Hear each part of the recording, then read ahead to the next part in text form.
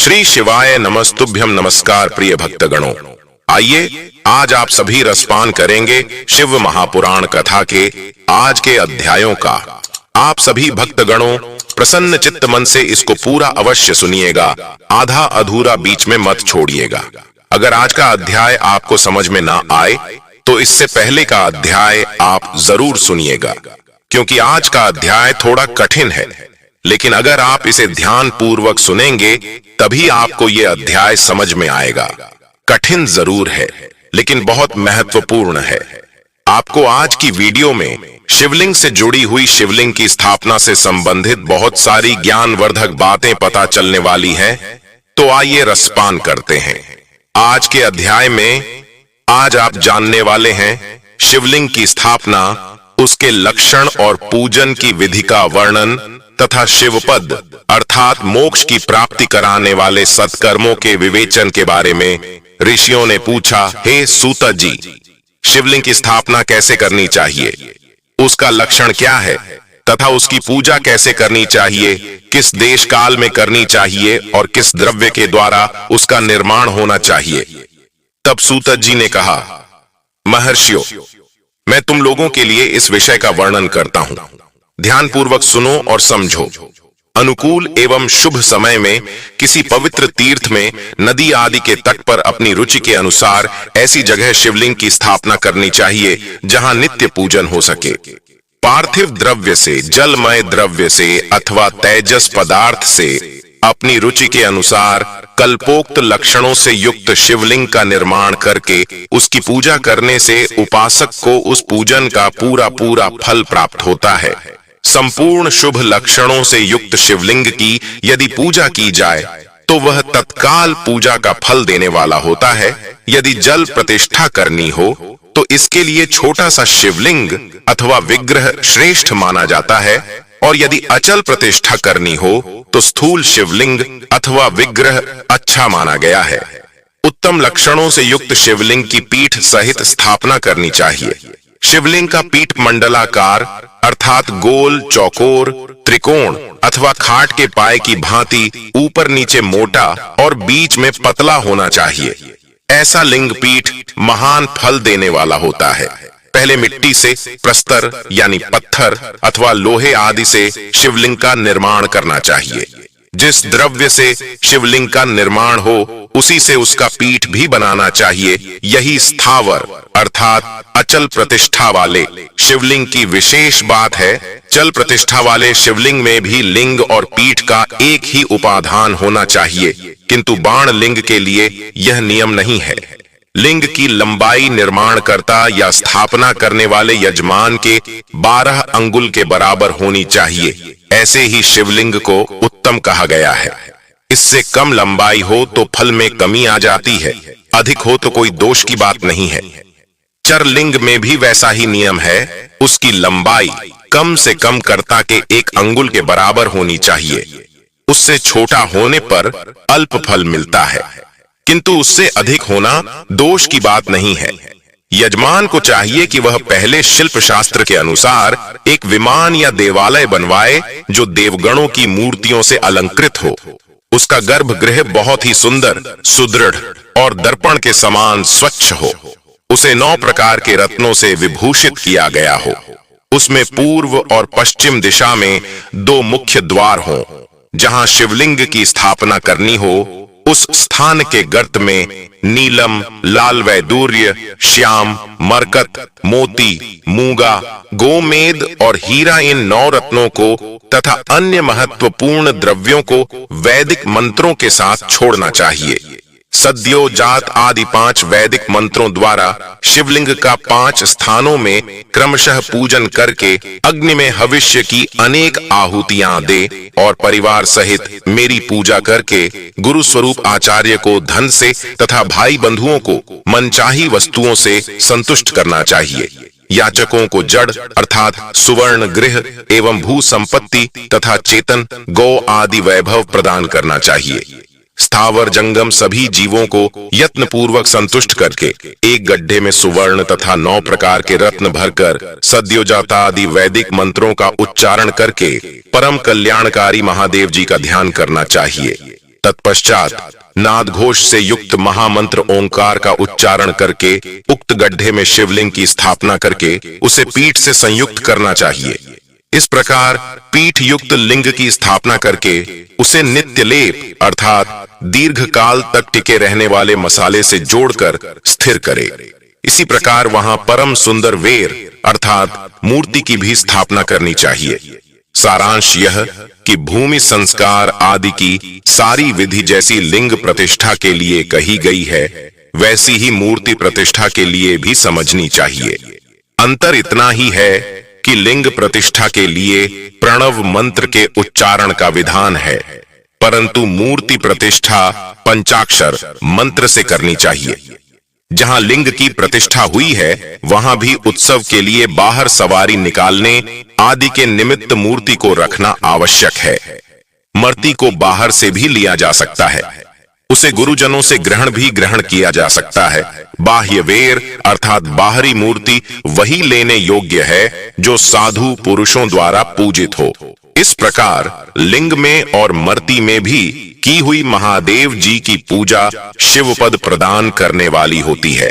स्थावर और जंगम के भेद से लिंग भी दो प्रकार का कहा गया है। वृक्ष लता आदि को स्थावर लिंग कहते हैं और कृमि कीट आदि को जंगम लिंग। स्थावर लिंग की सींचने आदि के द्वारा सेवा करनी चाहिए और जंगम लिंग को आहार एवं जल आदि देकर तृप्त करना उचित समझा जाता है। उन स्थावर जंगम जीवों को सुख पहुंचाने में अनुरक्त होना भगवान शिव का पूजन है, ऐसा विद्वान पुरुष मानते हैं।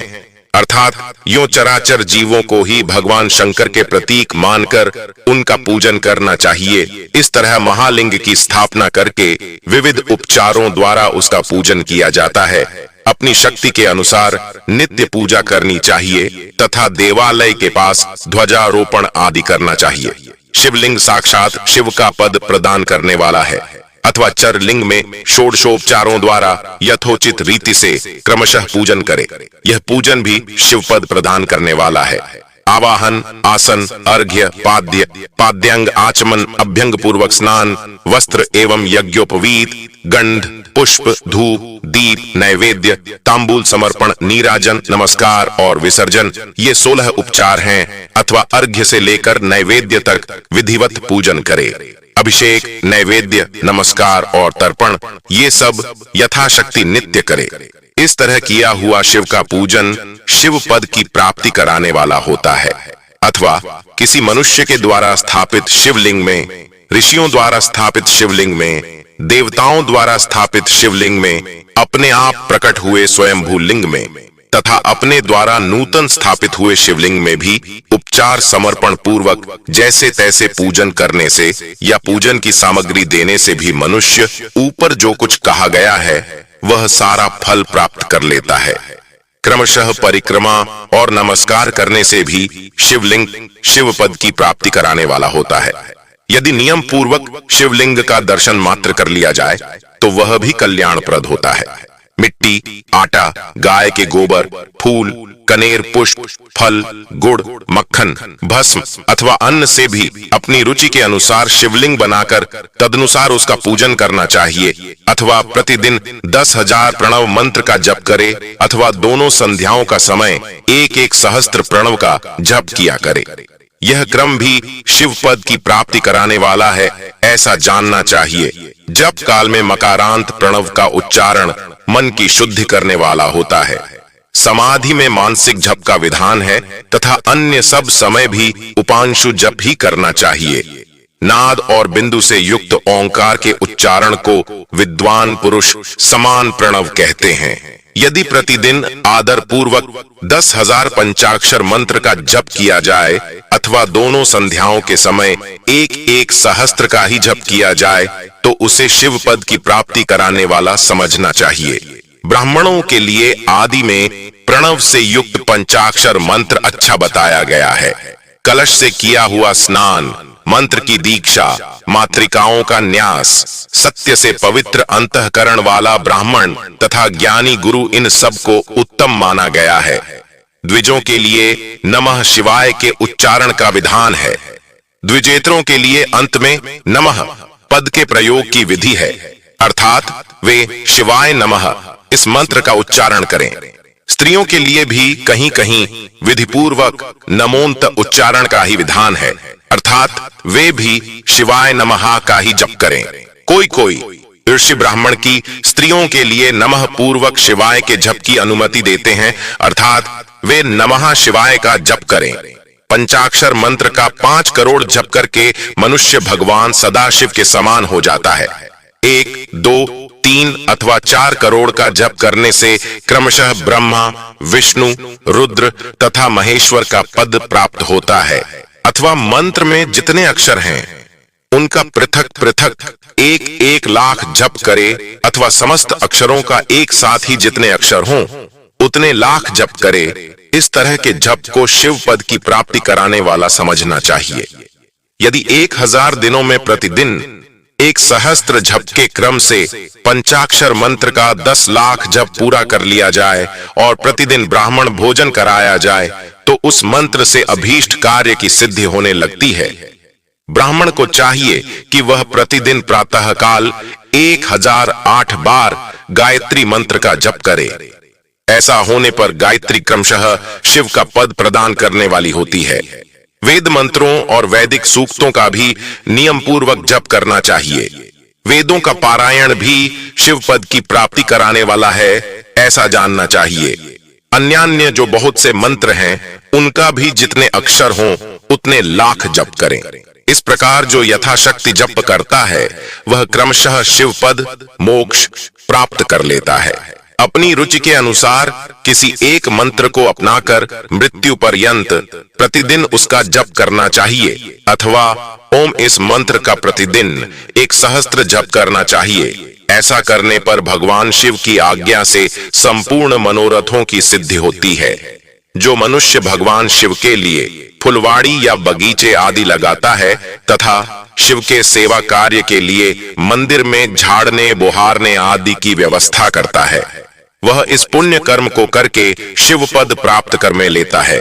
भगवान शिव के जो काशी आदि क्षेत्र हैं उनमें भक्ति पूर्वक नित्य निवास करे। वह जड़ चेतन सभी को भोग और वह मोक्ष देने वाला होता है। अतः विद्वान पुरुष को भगवान शिव के क्षेत्र में आमरण निवास करना चाहिए। पुण्य क्षेत्र में स्थित नव बावड़ी, कुआम और पोखरे आदि को शिव गंगा व समझना चाहिए। भगवान शिव का ऐसा नहीं वचन है। वहां स्नान, दान और जप वे करके मनुष्य भगवान शिव को प्राप्त कर लेता है। अतः मृत्यु पर्यंत शिव के क्षेत्र का आश्रय लेकर रहना चाहिए। जो शिव के क्षेत्र में अपने किसी मृत संबंधी का दाह, दशा, मासिक श्राद्ध, सपिंडीकरण अथवा वार्षिक श्राद्ध करता है, अथवा कभी भी शिव के क्षेत्र में अपने पितरों को पिंड देता है, वह तत्काल सब पापों से मुक्त हो जाता और अंत में शिव पद पाता है। अथवा शिव के क्षेत्र में 7, 5, 3 या 1 ही रात निवास करना चाहिए। ऐसा करने से भी क्रमशः शिव पद की प्राप्ति होती है।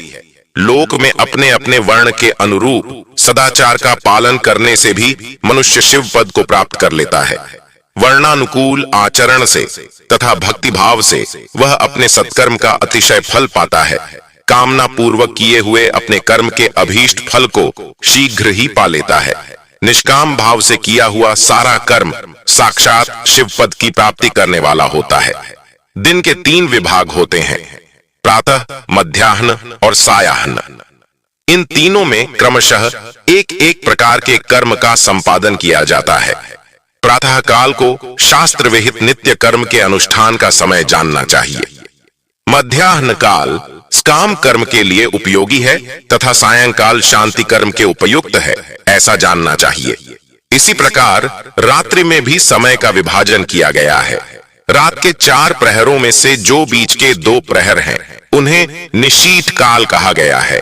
विशेषता उसी काल में की हुई भगवान शिव की पूजा अभीष्ट फल को देने वाली होती है।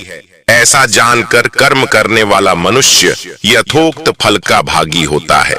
विशेषतः कलयुग में कर्म से ही फल की सिद्धि होती है।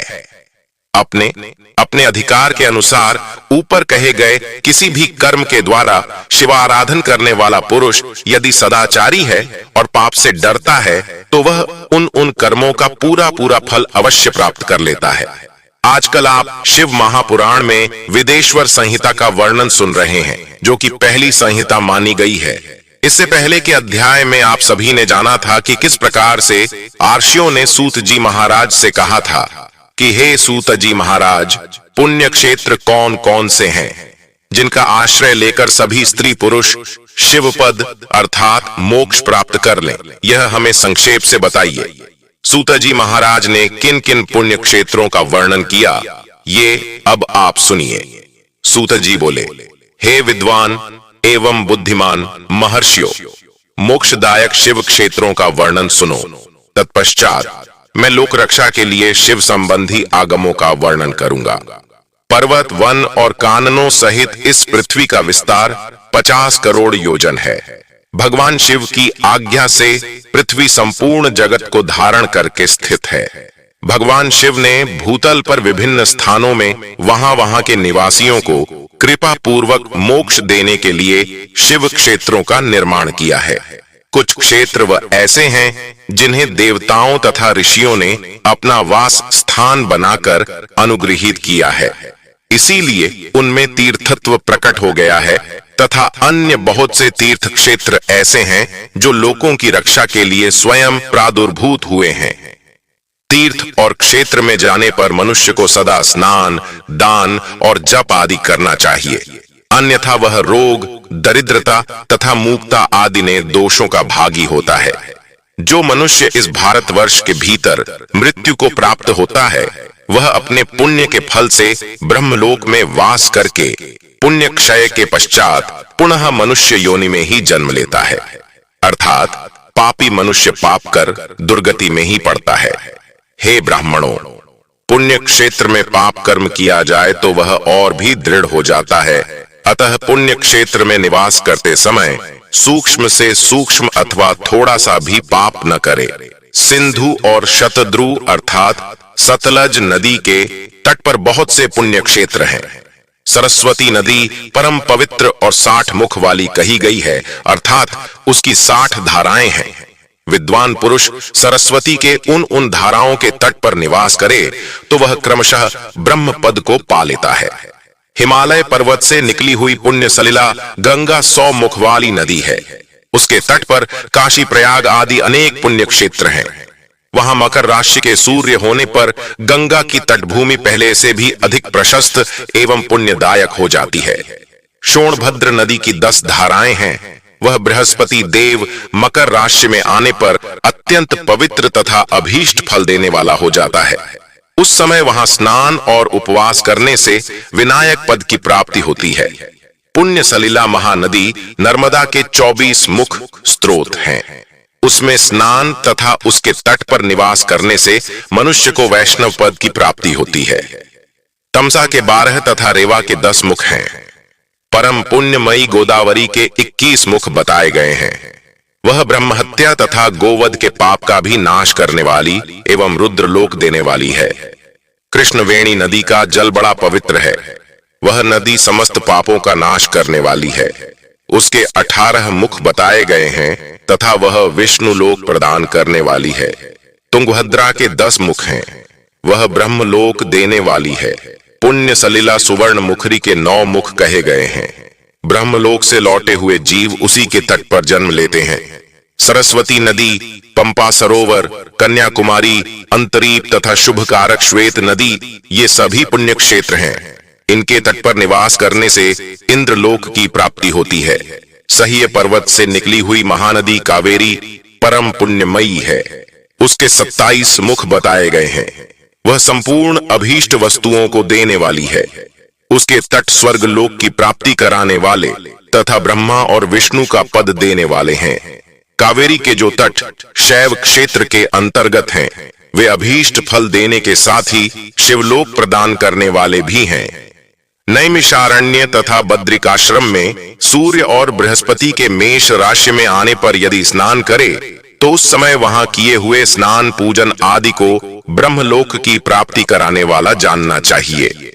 सिंह और कर्क राशि में सूर्य की संक्रांति होने पर सिंधु नदी में किया हुआ स्नान तथा केदार तीर्थ के जल का पान एवं स्नान ज्ञानदायक माना गया है। जब बृहस्पति सिंह राशि में स्थित हों, उस समय सिंह की संक्रांति से युक्त भाद्रपद मास में यदि गोदावरी के जल में स्नान किया जाए तो वह शिवलोक की प्राप्ति कराने वाला होता है। ऐसा पूर्व काल में स्वयं भगवान शिव ने कहा था। जब सूर्य और बृहस्पति कन्या राशि में स्थित हों, तब यमुना और शोणभद्र में स्नान करे। वह स्नान धर्मराज तथा गणेश जी के लोक में महान भोग प्रदान कराने वाला होता है। यह महर्षियों की मान्यता है। जब सूर्य और बृहस्पति तुला राशि में स्थित हों, उस समय कावेरी नदी में स्नान करे। वह स्नान भगवान विष्णु के वचन की महिमा से संपूर्ण अभीष्ट वस्तुओं को देने वाला माना गया है। जब सूर्य और बृहस्पति वृश्चिक राशि में आ जाए, तब मार्गशीर्ष अर्थात अगहन के महीने में नर्मदा में स्नान करने से श्री विष्णु लोक की प्राप्ति हो सकती है। सूर्य और बृहस्पति के धन राशि में स्थित होने पर सुवर्ण मुखर्जी नदी में किया हुआ स्नान शिवलोक प्रदान कराने वाला होता है, जैसा कि ब्रह्मा जी का वचन है। जब सूर्य और बृहस्पति मकर राशि में स्थित हों, उस समय माघ मास में गंगा जी के जल में स्नान करना चाहिए। ब्रह्मा जी का कथन है कि वह स्नान शिवलोक की प्राप्ति कराने वाला होता है। शिवलोक के पश्चात ब्रह्मा और विष्णु के स्थानों में सुख भोगने पर अंत में मनुष्य को ज्ञान की प्राप्ति हो जाती है। माघ मास में तथा सूर्य के कुंभ राशि में स्थित होने पर फाल्गुन मास में गंगा जी के तट पर किया हुआ श्राद्ध, पिंड दान अथवा तिलोदक दान पिता और नाना दोनों कुलों के पितरों की अनेकों पीढ़ियों का उद्धार करने वाला माना गया है। सूर्य और बृहस्पति जब मीन राशि में स्थित हों, तब कृष्णवेणी नदी में किए गए स्नान की ऋषियों ने प्रशंसा की है। उन महीनों में पूर्वोक्त तीर्थों में किया हुआ स्नान इंद्रपद की प्राप्ति कराने वाला होता है। विद्वान पुरुष गंगा अथवा कावेरी नदी का आश्रय लेकर तीर्थवास करे। ऐसा करने से तत्काल किए हुए पाप का निश्चय ही नाश हो जाता है। रुद्रलोक प्रदान करने वाले बहुत से क्षेत्र हैं। ताम्रपर्णी और वेगवती ये दोनों नदियां ब्रह्मलोक की प्राप्ति रूप फल देने वाली हैं। इन दोनों के तट पर कितने ही स्वर्गदायक क्षेत्र हैं। इन दोनों के मध्य में बहुत से पुण्य प्रद क्षेत्र हैं। वहां निवास करने वाला विद्वान पुरुष वैसे फल का भागी होता है। सदाचार, उत्तम वृत्ति तथा सद्भावना के साथ मन में दया भाव रखते हुए विद्वान पुरुष को तीर्थ में निवास करना चाहिए, अन्यथा उसका फल नहीं मिलता। पुण्य क्षेत्र में किया हुआ थोड़ा सा पुण्य भी अनेक प्रकार से वृद्धि को प्राप्त होता है तथा वहां किया हुआ छोटा सा पाप भी महान हो जाता है। यदि पुण्य क्षेत्र में रहकर ही जीवन बिताने का निश्चय हो तो उस पुण्य संकल्प से उसका पहले का सारा पाप तत्काल नष्ट हो जाएगा, क्योंकि पुण्य को ऐश्वर्यदायक कहा गया है। ब्राह्मणों, तीर्थवास जनित पुण्य कायिक, वाचिक और मानसिक सारे पापों का नाश कर देता है। तीर्थ में किया हुआ मानसिक पाप वज्रलेप हो जाता है। वह कई कल्पों इन तक पीछा नहीं छोड़ता है। वैसा पाप केवल ध्यान से ही नष्ट होता है, अन्यथा नहीं। वाचिक पाप जप से तथा कायिक पाप शरीर को सुखाने जैसे कठोर तप से नष्ट होता है। अतः सुख चाहने वाले पुरुष को देवताओं की पूजा करते और ब्राह्मणों को दान देते हुए पाप से बचकर ही तीर्थ में निवास करना चाहिए।